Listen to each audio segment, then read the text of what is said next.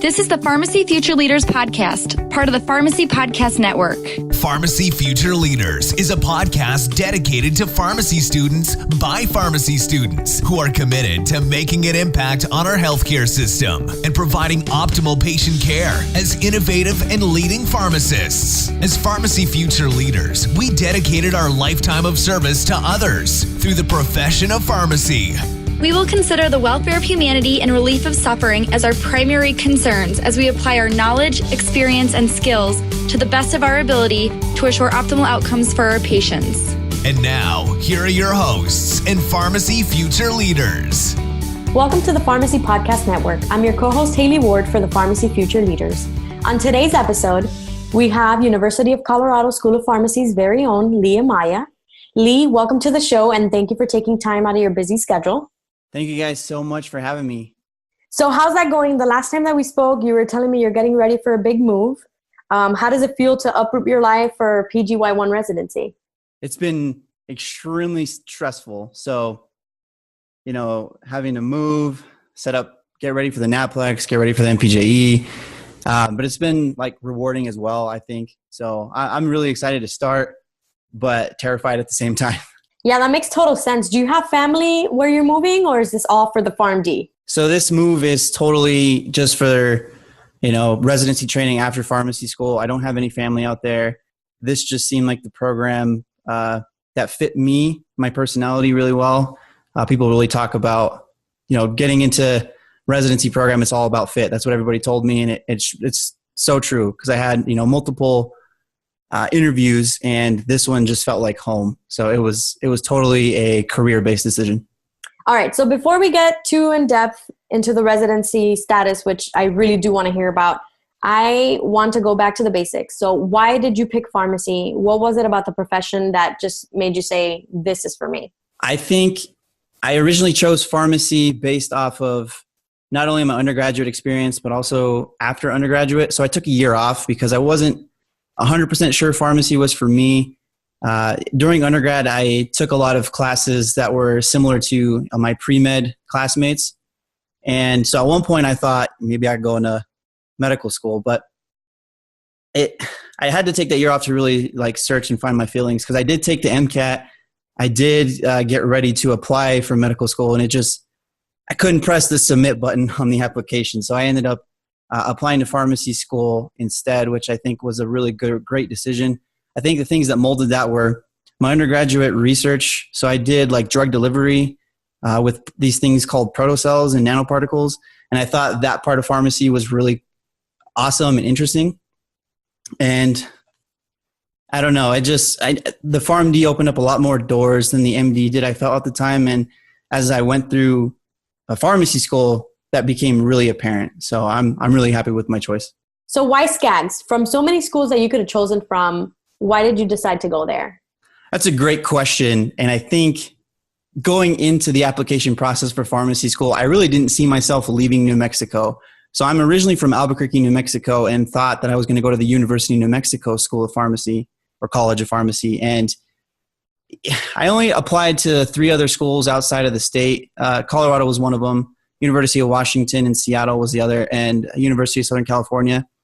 I didn't end up taking the Southern California. They invited me for an interview, but I didn't take the interview simply because it was kind of late in the game. It was in April. So Colorado, Washington, and New Mexico were my 3 choices. And when I saw those 2 campuses, I was really, taken away. And I think leaving New Mexico was something I really had to do to grow as a person. So it was totally about just trying to grow and become a better person overall. I think those experiences really mold who you can become, instead of just being, stuck in New Mexico for my entire life. I think I needed to spread my wings and learn and, push my comfort zone, definitely push the envelope and just be comfortable getting uncomfortable.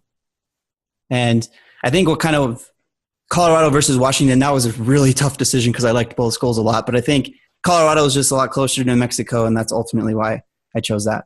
So since you uprooted, this seems to be a cycle with you, uprooting and moving, what did the school do since you were away from family and such? What did they do to make you feel at home and kind of make you feel in place where you belonged? The University of Colorado School of Pharmacy has tremendous faculty and staff. I can't say enough great things about this university, and I've been really lucky to be a part of it for these past 4 years.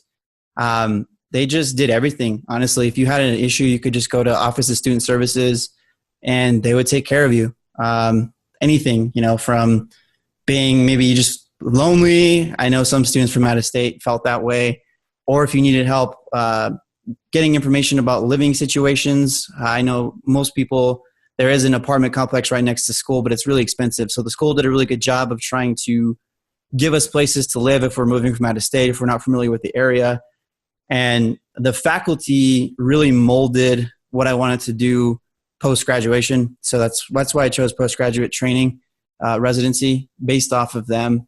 They really pushed clinical pharmacy here. Not to say that they didn't talk about retail pharmacy at all, but I think pharmacy is just it's evolving. And I think they did a really good job of introducing the different pathways that you can take. I love that. So they were your family away from family, which is great and is the support that we all need in such a strenuous environment, because we all know that pharmacy school is not meant to be easy, and it definitely is not. So having that helping hand and somebody who you can lean on when you need it is definitely important. So our listeners really don't know, but this episode was inspired because our publisher showed me a video on Instagram and said, wow, take a look at this, listen to this. And it was you rapping. It was you rapping about your school. And I promise you, I have listened and watched and shared a few hundred times since then. So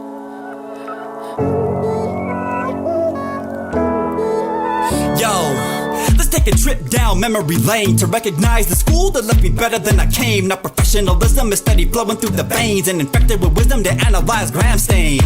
At the University of Colorado, leadership in pharmacy has always been the motto. Faculty members have set examples we can follow. Fight out the Chi Sigma brothers yelling bravo. Now looking back to first year, I get a real sense of what I learned here. Communication skills, how to make the pills, and a genuine devotion to reshape the field. Through interprofessional education, got to work with students in different healthcare occupations, determining the plan of patient simulations, so and giving way too many case what inspired this rap? Now I'm really glad that you enjoyed it that much. I had a really good time making it. And I think originally this came from an assignment from our intersession course in January. So at University of Colorado School of Pharmacy, we do our first 5 APPEs, and then we have block 6 off, dedicated to residency interviews and whatnot. But so during that 6-week block, we actually have to come back to campus for 1 week and do a whole bunch of activities related to our 5 APPEs. So a case presentation, a clinical pearl. At the University of Colorado School of Pharmacy, we have 5 APPEs that we do. And then on block 6, we actually come back to campus for a week, and it's called the intersession course. And during this course, we actually had an assignment where we had to reflect upon our past 4 years. And our professors thought it would be a good idea to do a video reflection. So I have a previous history of being a musician, so I figured, you know what, I'm going to be a little bit creative with this. They said, have fun with it. So I did. I made a little rap, I recorded it, I submitted it, and the faculty actually really enjoyed it. A lot of them emailed me and said, this is great. They ended up emailing it to the communications and marketing department at the university. They came in contact with me and then asked me if I would be interested in doing a music video. And I happily obliged. It was actually my first real music video, so it was really fun to make. And I don't know, it was just a great experience to talk about something I love, pharmacy, and using an outlet that I have used for years now, being a musician. So combining those two, I think going forward would also be something that would be really interesting as a pharmacist. So you said you're a musician. So have you mostly rapped, or do you sing as well? Or do you play any instruments? I played guitar in high school, but really nothing outside of that. For the most part, it's kind of been just writing lyrics and rapping and getting friends and online musicians involved in the process. So I've made a lot of friends, just by posting music on YouTube over the years. And some of them have kept going, and they're actually really big on YouTube at this point. They make a lot of money. I kind of wish I would have, followed in their footsteps, but I'm really happy with what I chose going into pharmacy school, and ultimately I would love to be able to combine them together. So, well, that's awesome. That's definitely something to be really proud of. Your school was so impressed with you that they made this music video and they shared it and continued sharing it, and probably will continue sharing it with the underclassmen coming after you. And now that you're heading off to residency, how do you see, as a pharmacist, how do you see yourself incorporating your love for music, your love for writing lyrics with the pharmacy world and patient care? I think going forward, it's going to be an interesting mix, because I don't think a lot of people recognize, the creativity that musicians have to use in order to make music, especially in the pharmacy world. We're very professional. So it's really hard to walk that fine line. A musician out there by the name of ZDoggMD, he's been on this show before, I believe, not the Pharmacy Future Leaders, but another podcast related to the Pharmacy Podcast Network. And he does a really good job of walking that line. Sometimes he might cross it, but there's always that, HIPAA, professionalism, and having a sense of humor. And I think it's really hard, and you just need to be able to understand when you can push that envelope and when you shouldn't push that envelope. So I think going forward for my residency, I probably won't do anything music related because I'm going to be fairly busy. But my residency program director did want a rap by the end of the year about the program. So that might be in the works. We'll see how that actually plays out. I love that. They're smart. They get their work in and they get a rap out of it. I love it. So now that we've talked the fun part and the rap, and I mean, you're going to do great things with your music and in your career, I'm really interested in your residency track, and I'm sure our listeners are as well. I'm going into my third year, so I definitely want to hear as much advice as you can give about your application process, any tips you have for interviews, pretty much anything that you can give me and the listeners who are out there eager and wondering if this is a path that we should take. Yeah, definitely.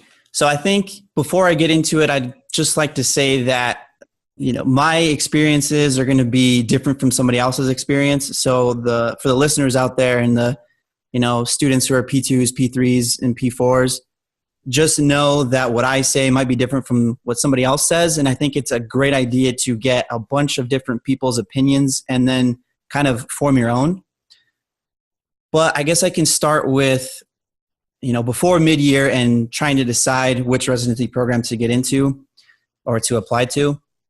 I think you need to talk to your faculty members, because a lot of them have residency training and they'll know people at other institutions and residency programs, and they can kind of give you an idea of what that program is like and whether it's a good fit for you.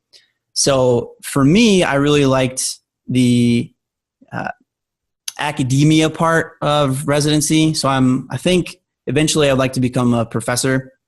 So I really wanted to go to an academic medical center, and that kind of limited me in where I wanted to actually apply to. But at the same time, it gave me a good list to start off with. So I took into consideration not only, what people told me to which programs people told me to look into, but also did my own research on the ASHP directory or website. So they have a bunch of information about how much you make, where it's located, how many residents there are, and a bunch of other information that will help you guide your decision. I do know a lot of people who made lists on a Excel spreadsheet and kind of which programs, what they valued most in a program. So if they had a teaching certificate, if they're an academic medical center, if you're going to be involved in, the P3s and the P4s learning, the location, etc. So for me, I wasn't geographically restrained to staying in Colorado. I spread my wings, so I applied to 13 different places, which that's another point. People always ask, well, how many should you apply to? And I think that really just depends on the person. I think anywhere from 10 to 15 for me was a good ballpark. Some people I know did less. Some people know I did more. But I think if you stay in that 10 to 15 range, you're pretty solid. You can probably expect about a 50% rate of getting an interview. So if you apply to like 15, maybe you'll get 7 to 10, maybe less. It just depends on your application. So after I kind of narrowed it down, talking to people, you go to mid-year, you meet a whole bunch of residency program directors, you meet the residents at those programs that you're interested in, you talk to them and you get more information out of them, and then you further narrow your list. So by that time I had 13 that I wanted to apply to, and the application process, you have to, normally all of them are kind of due in that July 1st range. Some of them are a little before. Most of them are due in that January 1st range, maybe a little bit before, maybe a little bit after. So you definitely have to check the residency directory for those dates and the website, because sometimes they can be a little misleading. And you really want to have cover letters individualized to each program, because you can't just have one letter that's going to work for all the programs. You have to say why you want to go to that particular program. So that takes a lot of work, especially for 13 programs. So just keep that in mind. You probably want to start those minimum probably December 1st. And also have somebody read over them. There shouldn't be any mistakes in them. There shouldn't be any grammatical mistakes. And just make sure that it sounds genuine. Be yourself. That's probably the biggest advice I can give anybody going into this entire process. After you submit your applications, then the waiting game.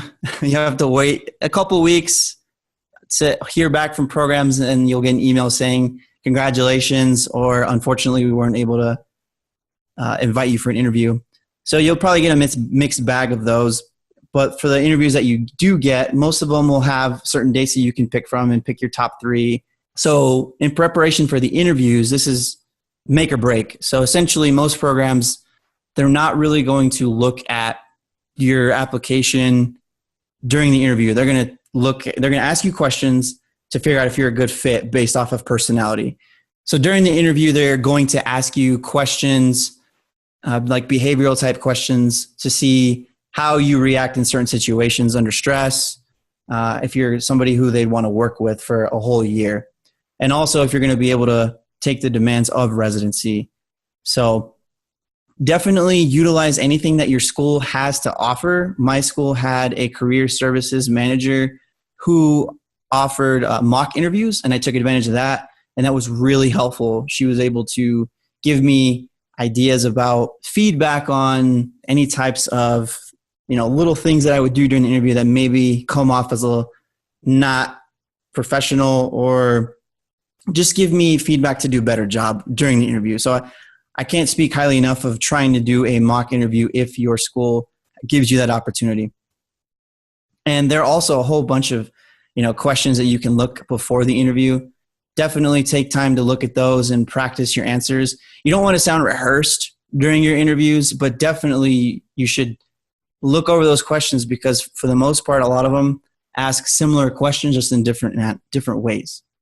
And to add to that, I can imagine that being yourself, like you said, with the letters and the cover letter is one of the most important things, because they can pick out a phony, from a mile away. And especially when you're going to 13 different interviews, it's hard to not sound rehearsed, but just adding that little pinch of you so that they can remember your name when they have a stack of other applicants who they're considering. It's nice to stand out. And before we go today, you had said that you're really interested in academia. Is there a particular area that you're interested in, a particular course you'd like to teach? Yeah. So I think going in academia is something I've wanted to do since undergrad. I was a supplemental instructor, and I absolutely loved being in front of the classroom and, going through a lecture. I think that's a really rewarding feeling, being able to teach somebody else. As for what I would like to do pharmacy related, I'm really interested in critical care, infectious disease, and a little bit of oncology. I just respect oncology and realize that there's a lot of new drugs coming out, and we need to be up to date with those. So I think even though it's not my top interest, I still believe that it's something that I'm going to need to know going forward. Also, kind of in that same ballpark would be informatics. So HIT, that is a huge topic going forward in pharmacy, and I think that's also something I'm not well versed in, but would like to in the future. I'm glad you said that. It's so important for us to stay on top of the ball and push yourself, even if it's a subject or something that you don't feel comfortable in, kind of take the step forward and take the chance in that. Well, Lee, thank you so much for being on with us today. I really hope everything goes well with your move, and I wish you the best of luck on your residency. you have a home here at Pharmacy Podcast and Pharmacy Future Leaders. Whenever you want to come back, whenever you have new wraps, we're excited for your future, and we expect you to do big things and look up to you as a new doctor of pharmacy. And thank you so much. Yes, thank you guys so much for having me on this. It's kind of been one of my dreams to be on a podcast at some point in my life. So I'm really happy that you guys got to see the video and really just grateful for the opportunity to be here today. So thank you so much. Make sure you're on the lookout. We're going to put his video on the description, and I hope you guys enjoyed the interview today. This is Pharmacy Future Leaders.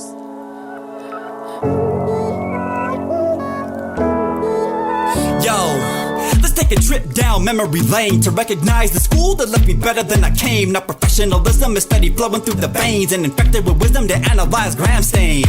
At the University of Colorado, leadership in pharmacy has always been the motto. Faculty members have set examples we can follow. Fight out the Chi Sigma brothers yelling bravo. Now looking back to first year, I get a real sense of what I learned here. Communication skills, how to make the pills, and a genuine devotion to reshape the field. Through interprofessional education, got to work with students in different healthcare occupations, determining the plan of patient simulations, and giving way too many case presentations. Now I'm dosing Banco, pharmacokinetics is a pharmacy staple, ensuring safety and our patients are stable. Crash cart filled and the meds are labeled. We do more than count by fives, always taking time, saving patient lives. Looking over DDIs and the pro drugs that need to hydrolyze. You know, to get to the active form. We are the Skaggs School of Pharmacy in the Mile High City where it's hard to breathe. Whether asthma, infection, or heart disease, we stay monitoring meds in a chart with ease. Don't forget the creatinine clearance. Call on all the patients to verify their adherence. Giving education so that they can understand that they're taking Synthroid for the thyroid gland. And with so many doses, always gotta remain focused. Learning pharmacotherapy from respected professors, authors to guidelines every semester. They helped me become an independent practitioner when pharmacy training required analyzing literature and working with the team to improve patient outcomes. All my appies couldn't have done it without them. And I sit here grateful for every teacher that was willing to provide me guidance, education till I got a brain full. Can't contain appreciativeness inside me. And let's not forget my peers who throughout the years gave me lots of cheer. I am ready for my career and to practice at the pharmacy frontier.